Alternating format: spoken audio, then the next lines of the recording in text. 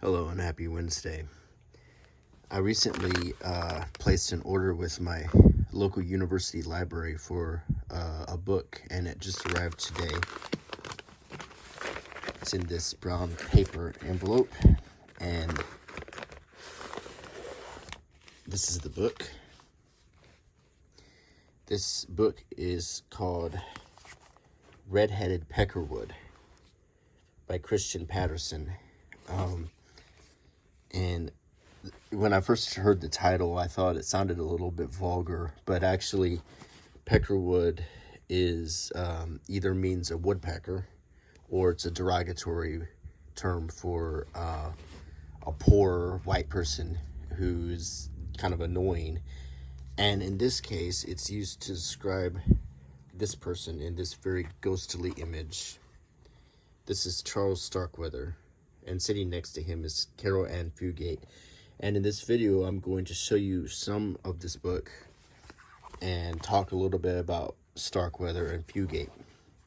So the book itself is extremely hard to find, so I opted to check it out from the library rather than buying it. To talk a little bit about Charles Starkweather, just refer to my Bloodletters and Badmen crime encyclopedia here.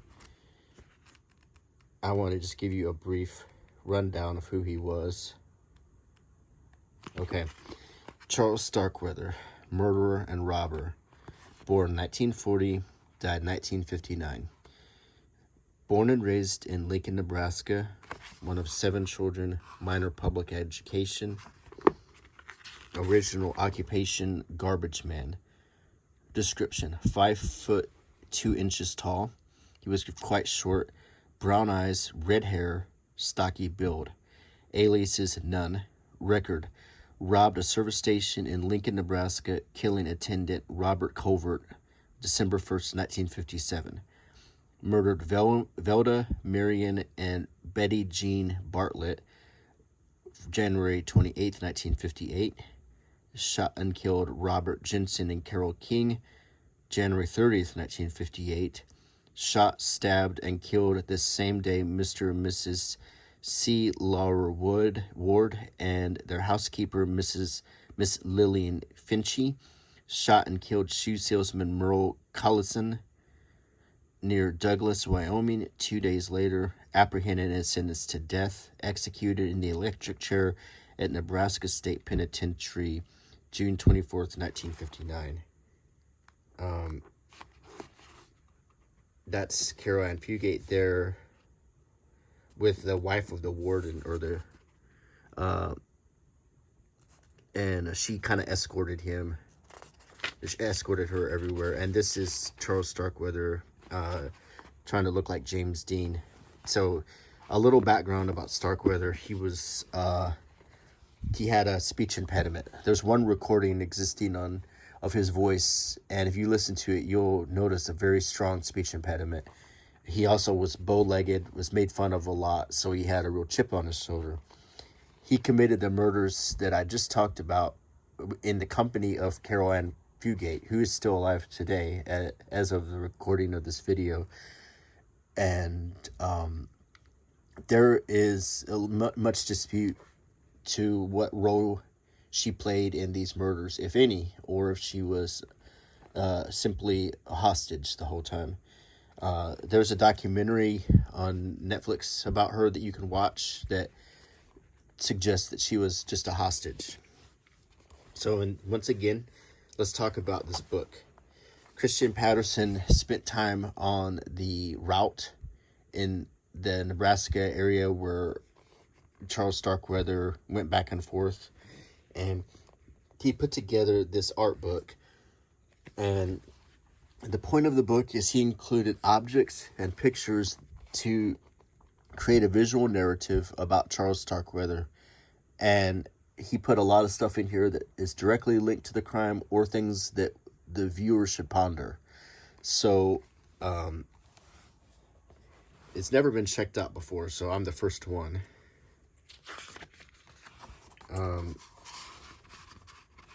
Here's I believe this was on Starkweather's confession note, where he wrote, "For the law only." And I think this is a piece of evidence from the trial right here. And let's just kind of look at the end papers, or this peach color.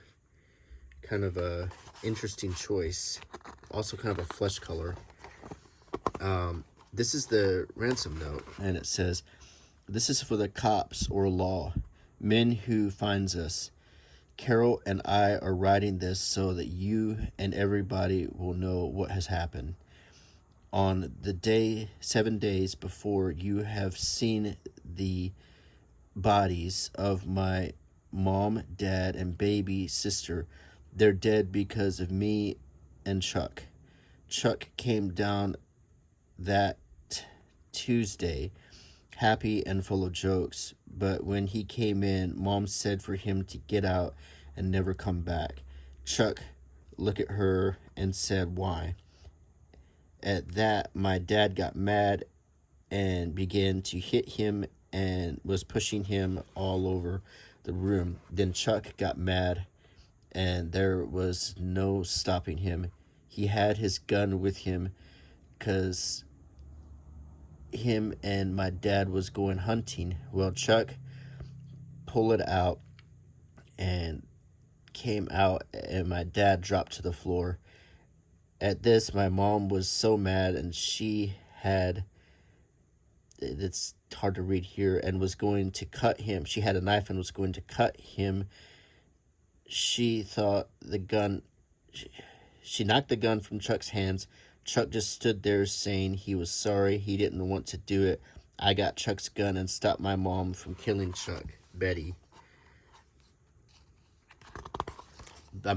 Jean was yelling so loud that I hit her with the gun about 10 times. She would not stop. Chuck had the knife, so he was about 10 steps from her. He let it go till it stopped. When by her head, me and Chuck just locked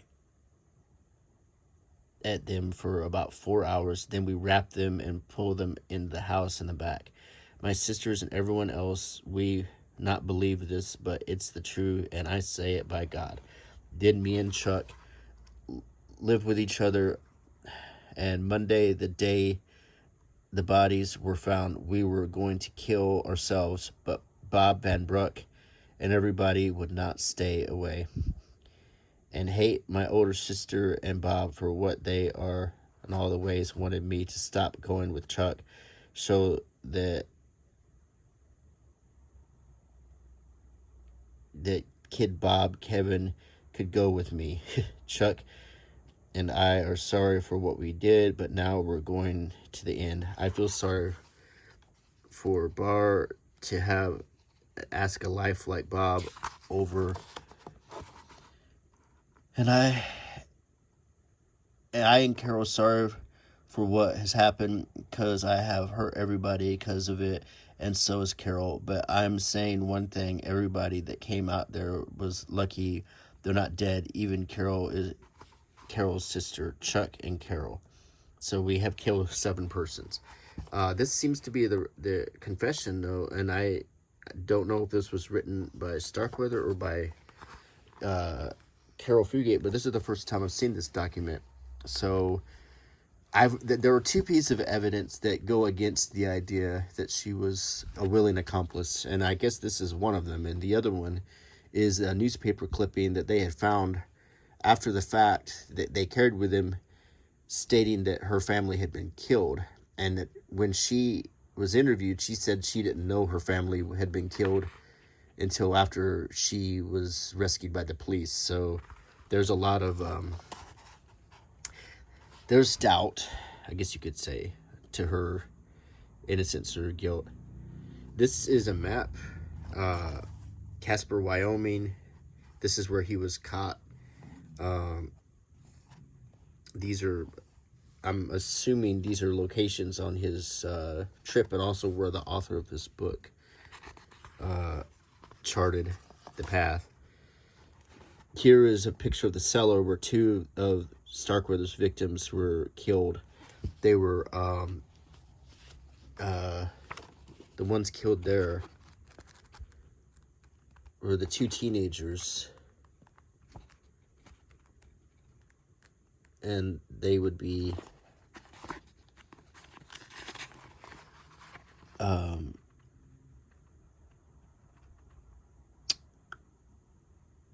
Robert Jensen and Carol King.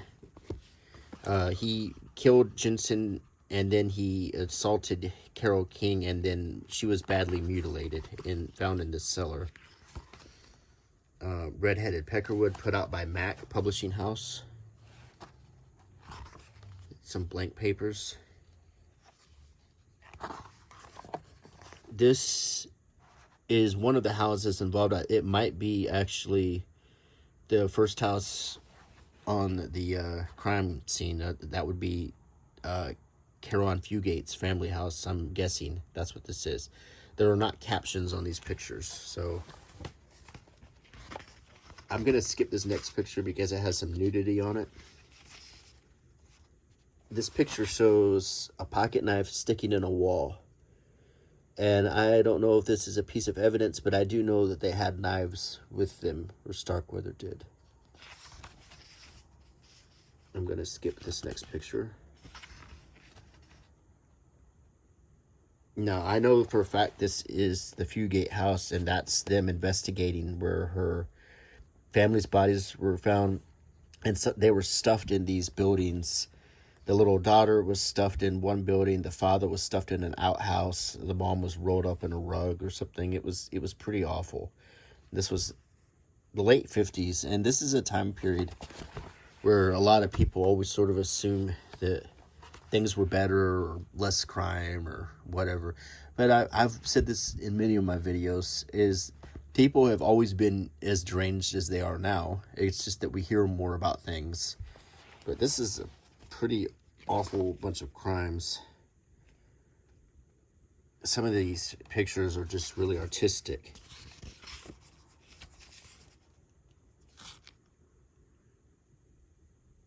This is a shotgun shell.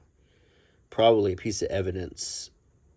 Rustlers or Russells. It looks like a 410 shotgun shell. This looks like birdshot, and then this page is completely black.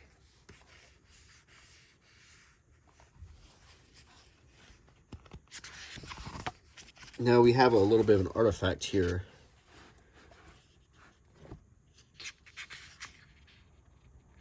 It almost looks handwritten. It says, "The election is over, the result is known, the will of the people has clearly been shown. Let's forget our quarrels and show by our deeds that we will give Ike all the help he needs. Let's get together and let bitterness pass. I'll hug your elephant and you'll kiss my ass." I pledge allegiance. I pledge allegation to the flag, and on some American stamps from the 50s. So this is a mood setting part of the book to sort of get you to ponder the time period like I was just speaking about. This is the 1950s, and Eisenhower is president. The election of 1960 will be the presidency of John F. Kennedy coming after that. This period was marked by, as my mom described, somewhat repressive times. She lived through it, and she said the 50s were, particularly for a girl her age, was very repressive. You didn't have the same sort of freedoms or freedoms to even speak as you do today. There was a lot of poverty. There were many houses without running water or electricity.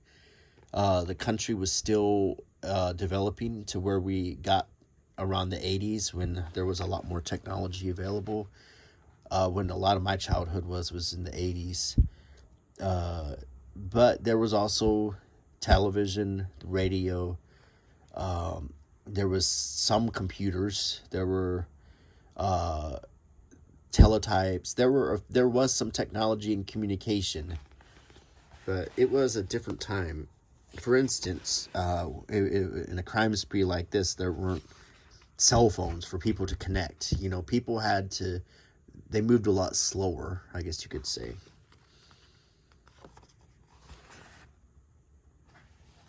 And some more objects and pictures. I'm gonna skip. I don't want to. It's important in a book like this. I don't show all the pictures, even though some of these are truly amazing. But I want to protect the integrity of this author's work here. So, I want to show some of these are just really beautiful.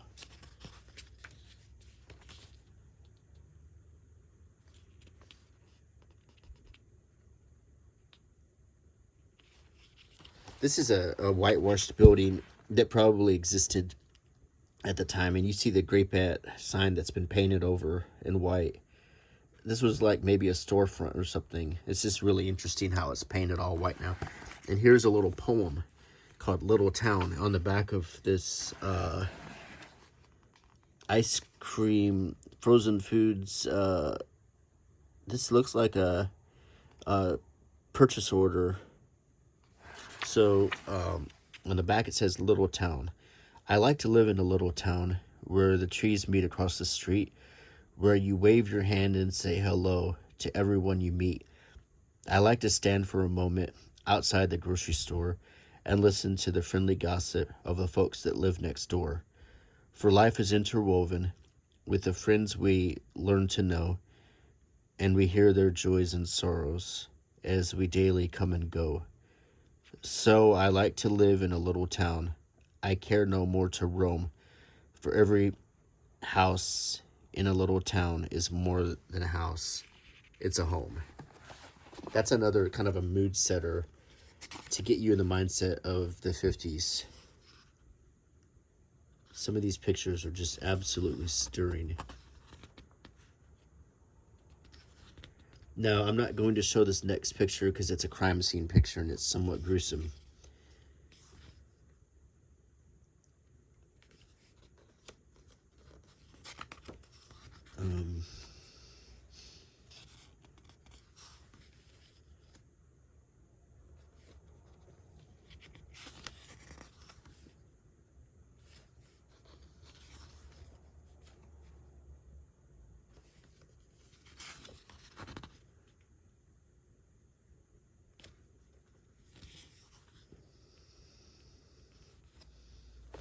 I want to show this page here. I've skipped through several pages. Fruitcake, 98 cents. And then there's this like old stuffed dog. The pondering I'm going to do with this is we are seeing how long ago this was. The age of the... Now it's done in these 50s colors. But we see a very aged stuffed toy here. And we also see the price of fruitcake being 98 cents. We also know that fruitcake is a derogatory word for someone like Charles Starkweather. He might have been called that because he was off. He was mentally off. He was considered weirdo, you know. He... And, you know, kind of the whole idea of this Redheaded Peckerwood is this weird fruitcake guy who just went on a killing spree and drug this poor 14-year-old girl with him. So I think that's kind of the idea of that. What's this?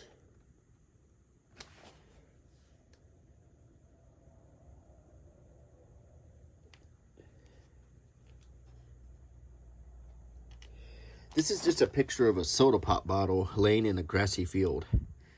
Kind of evokes the 50s, the glass bottle, the trail, the trash that they left behind on their way. The green grass of a time that was, you know, supposed to be a little bit more upbeat and happy. Despite the fact that these crimes did occur in winter time, there wouldn't have been a lot of green grass. But I get the idea of the picture. Another crime location. I think some of the locations that have been since torn down, or there's another picture with some nudity I'm not going to show. Now here's an interesting picture that has some inserts.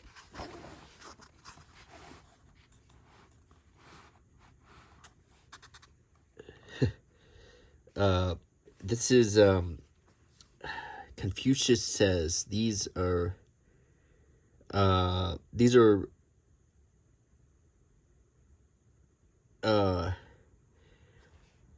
of these are kind of vulgar, actually.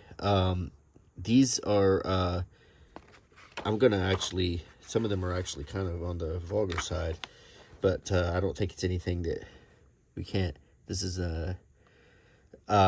but they're somewhat racist too. I mean, these were old 1950s style jokes, sort of making fun of Asian culture, and a lot of these are actually quite off color.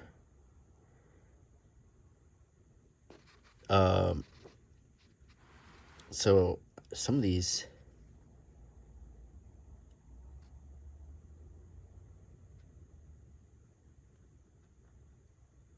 gosh, yeah, these are all pretty much dirty jokes. So if you did see that, that the point of that is to show how stark and different this time period was. And I think in the accompanying picture, we have a lot of graffiti from the 50s, which is similar to graffiti we see nowadays. Some of it's quite vulgar. But I think that the idea is to show that even in this innocent time period, there was a kind of an overarching kind of a snarkiness and an off-color crudeness that what didn't apply to everybody, but almost certainly applied to Charles Starkweather. This was right up his alley. In fact, these may have been jokes that he liked to tell or repeat. Some really good photography.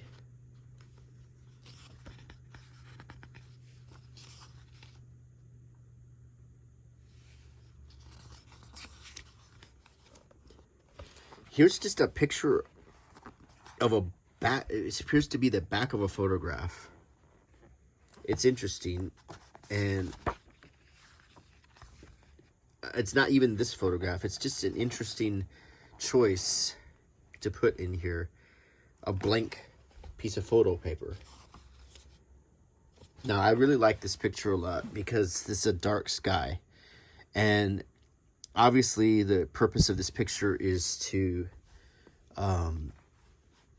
well, for lack of a better word, to show, the dark sky of these Badlands, where this James Dean obsessed murderer with his young girlfriend is out killing innocent people. And I mean, all of these people were innocent too. This guy was just a mass murderer, a serial killer, for lack of a better word. He was just a punk. And the dark sky symbolizes the darkness that's following Charles Starkweather where he goes. He would kill people for any reason, even if they did nothing wrong to him, even if they were friendly to him, like the teenage couple was offering them help when their car broke down. They ambushed the people, the three people he killed in the rich people's house, a maid and the couple. They did nothing to deserve that. One guy was just a salesman sitting in his car taking a nap. Another guy was just a gas attendant who didn't want to sell Charles Starkweather a stuffed animal on credit. And then, of course, there's Caril Ann Dugate's family. So, continue. This is an interesting picture of a birdshot blast that I think he used a .410 shotgun loaded with birdshot to kill people. In addition, he had a revolver and a knife. On the other side is this black, sort of to create a contrast. But that's a blast of birdshot from a shotgun. This picture shows drips of paint or something, but it also looks like bullet holes with blood, like if it was taken from a camera negative.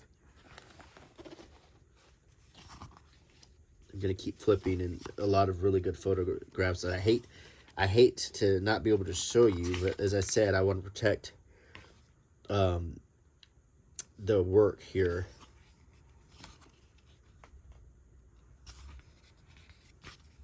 Another picture with some nudity on it.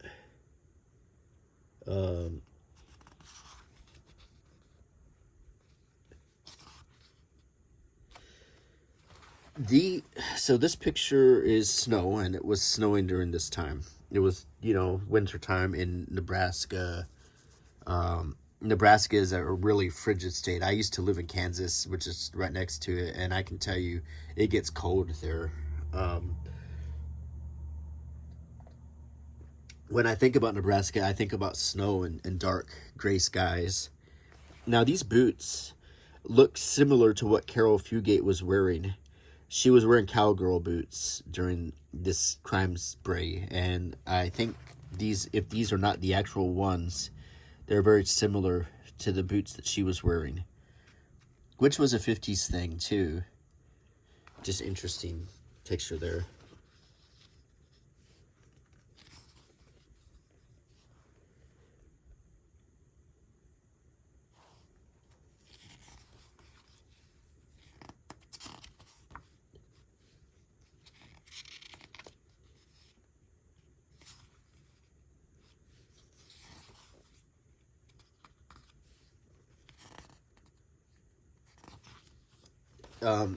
This is a hood ornament, and I believe this is a hood ornament from one of the cars that Starkweather was driving. It's being displayed on this vise here, and typical cars from the 50s had hood ornaments like this. So this was a feature you would find on most cars at that time period. You don't really see it nowadays.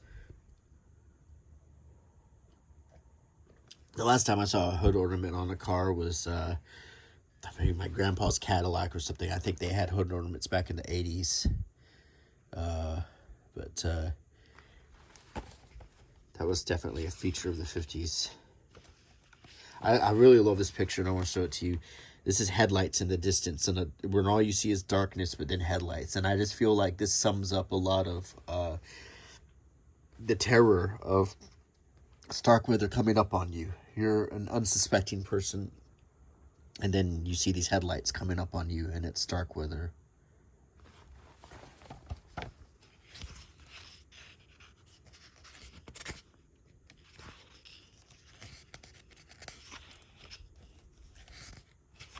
So many great pictures in this book. I highly recommend checking it out or buying yourself a copy of it.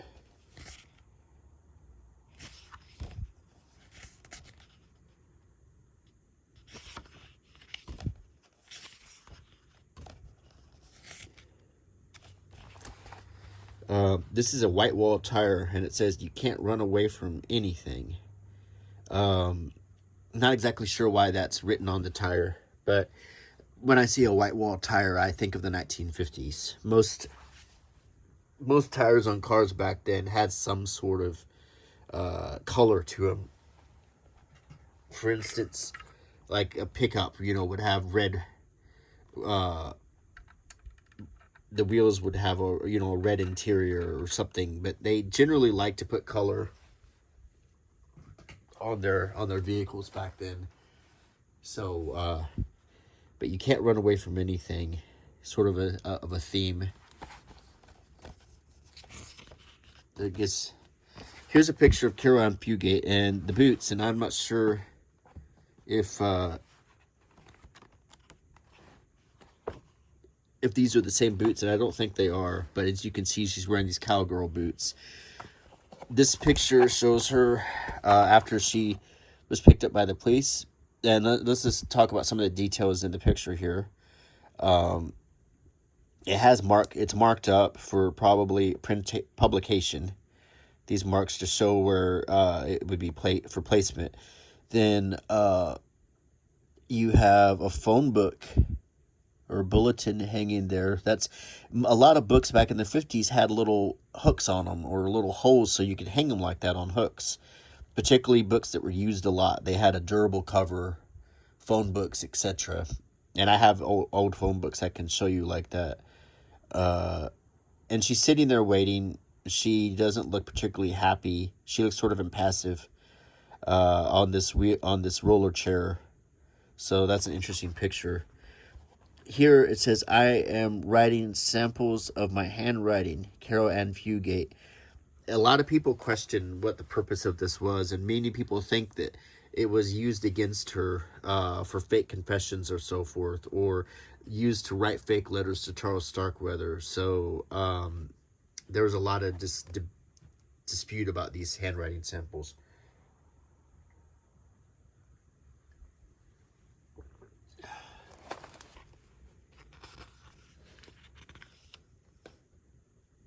This is a picture of Starkweather from behind, and you can see he had been injured right before he was arrested when he was fighting with another man who almost was his last victim. And you can see the bloody ear and the blood on his collar. You can see the hair, the wavy hair he had, where he tried to make himself look like James Dean.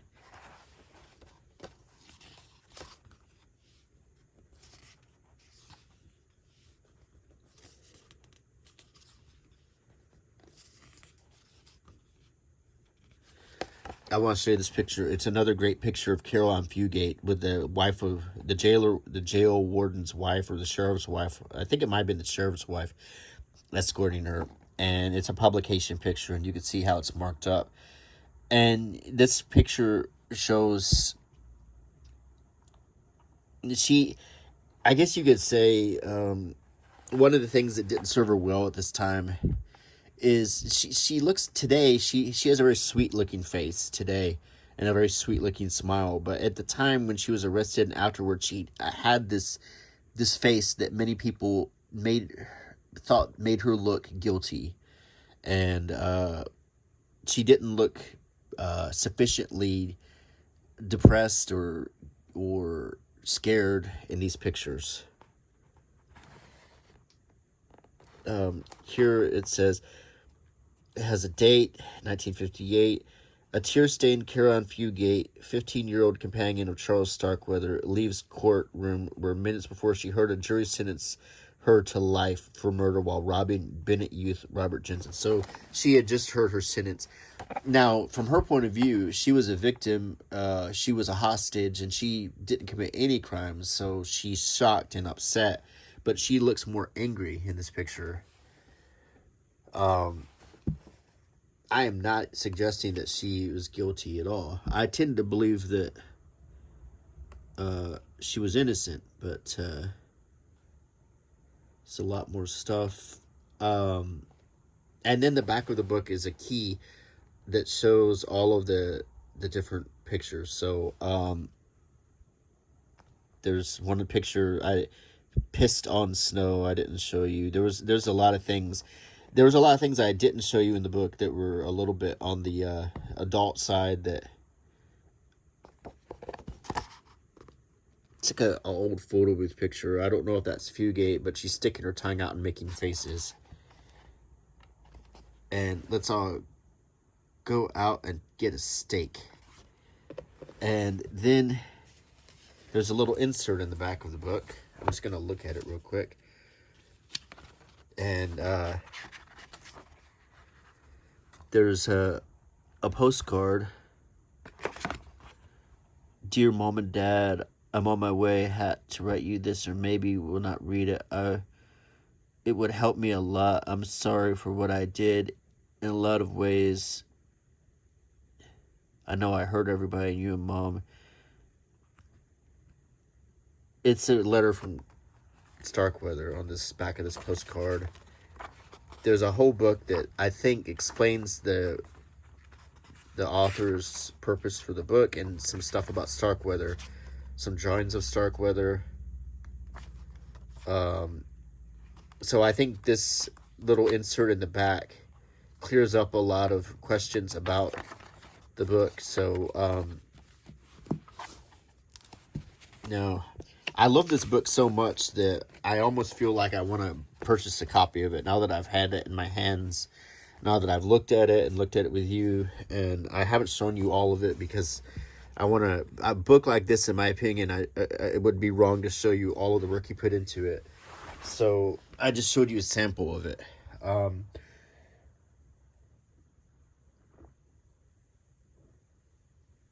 But I hope this is maybe something that would get you interested in looking for the book for yourself to own your own copy. And I think I'm going to do the exact same thing and find myself a copy of this to own and keep. Because I feel like this isn't just a book, but this is a work of art. This is something that I really think belongs in my permanent collection. So having looked at it, I think I'm going to look for my own. And if you are interested in the subject, I would definitely look for Redheaded Peckerwood by Christian Patterson by Mac Publishing.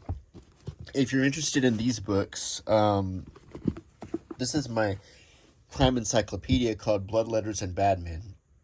And it's one of my favorite by J. Robert Nash. It's a 3-part set. This is part 1, this is part 2, and this is part 3. You can find a cleaner copy, but as you can see, these are very well read. Particularly the middle one is my favorite time period. But this is the more recent one that contains the chapter on Starkweather, and they're basically in order of time period. This is the early time period, the mid time period, and the late time period. And I really do love the artwork on these books. So I really hope you enjoyed this video, and if you're interested in the Starkweather case, there's a great documentary. I think it's called The 11th Victim or The 12th Victim, but it's on Netflix, I believe, about Caril Ann Dugate. And it's the point of that is to argue that she was innocent. And there's quite a few movies made about Starkweather. There's quite a few movies inspired by Starkweather, including Badlands, True Romance. There's one called Murder in the Heartland. There's one called The Sadist. There's a lot of stuff about Starkweather out there. But I'm not gonna lie, it's a dreary topic. It's a depressing topic. Caril Ann Dugate's still alive. It's probably something she'd like to forget. This is not like true crime that's just, Al Capone and glitter and lights. This is dark, depressing Nebraska, insane, pointless killing. There's no rhyme or reason to it, but it is interesting. So I hope you enjoyed this video. And if you like my channel, please consider subscribing. Leave me a comment, a thumbs up, click the bell icon, share the video if you think someone else would like to see it. And until next time, bye.